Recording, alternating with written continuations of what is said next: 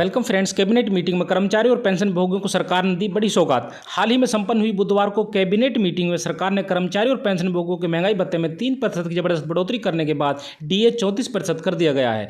लंबे समय से कर्मचारी संगठन की चली आ रही डीए एरियर की मांग को लेकर सरकार की तरफ से हाल ही में आई बड़ी खुशखबरी।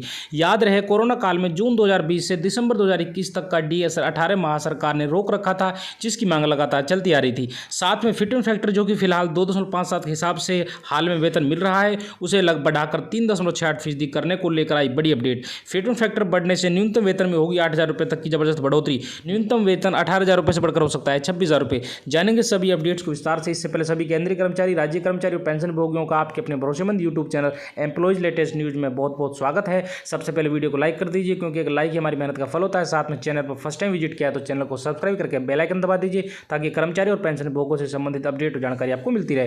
केंद्रीय कर्मचारियों का महंगाई भत्ता बढ़ाने को लेकर वित्त मंत्रालय ने जारी की अधिसूचना। मार्च का वेतन देने के बाद मिलेगा एरियर। महंगाई से परेशान केंद्रीय कर्मचारियों को मोदी सरकार ने बुधवार को महंगाई भत्ता बढ़ाकर बड़ी राहत दी थी। गुरुवार को वित्त मंत्रालय के डिपार्टमेंट ऑफ एक्सपेंडिचर ने केंद्रीय कर्मचारियों को महंगाई भत्ते में बढ़ोतरी को लेकर अधिसूचना जारी कर दी है। इस अधिसूचना में कहा गया है कि 1 जनवरी 2022 को केंद्रीय कर्मचारियों के महंगाई भत्ते को 31% से बढ़ाकर 34% किया जाता है। मार्च के वेतन देने के बाद मिलेगा एरियर। वित्त मंत्रालय द्वारा जारी किए गए अधिसूचना में कहा गया है कि मार्च 2022 महीने के वेतन के भुगतान से पहले महंगाई भत्ते के बकाया एरियर का भुगतान नहीं किया जाएगा। यानी मार्च के वेतन दिए जाने के बाद केंद्रीय कर्मचारियों को जनवरी से मार्च तक के बीच का एरियर भुगतान किया जाएगा। केंद्र सरकार साल में 2 बार महंगाई भत्ते की बढ़ोतरी करती है। ऐसे में अब जुलाई 2022 के महंगाई भत्ता बढ़ना बाकी है। डीए बढ़ने से देश के 48 लाख से ज्यादा केंद्रीय कर्मचारी, 65 लाख से ज्यादा पेंशनर लाभान्वित होंगे।